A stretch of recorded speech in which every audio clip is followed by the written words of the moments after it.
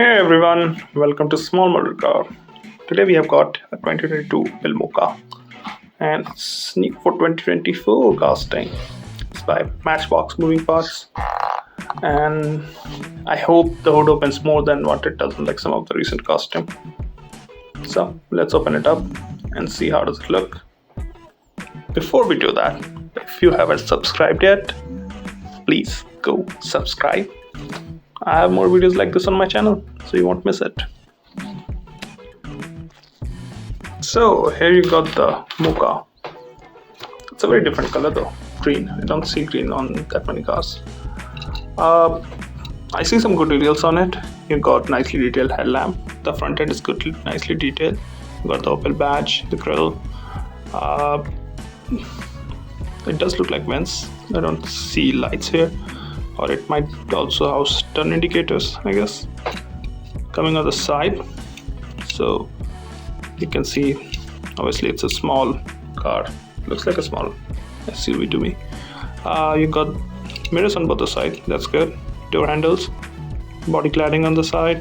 Again, these wheels, you might have seen it on various different Matchbox, and they don't look bad here either, especially because they're done in black. Coming to the back, you've got the big Mokka written on the center here, like big lettering there. Opel badge, nicely detailed tail lamps and brake lights. Also got a windshield wiper, which looks good, and a small spoiler. It's good design. Coming on the other side, no major differences, almost identical. Now, I did miss the fuel filler cap on this side, so I'm not sure it's fuel filler or battery powered. I'm not sure. It doesn't say EV on it, so must be a gas engine car, a petrol engine car. So it has an opening hood. Now, I had this problem with Matchbox in recent castings where the hood doesn't open that much. Like it will just open a little bit to have a sneak peek in it.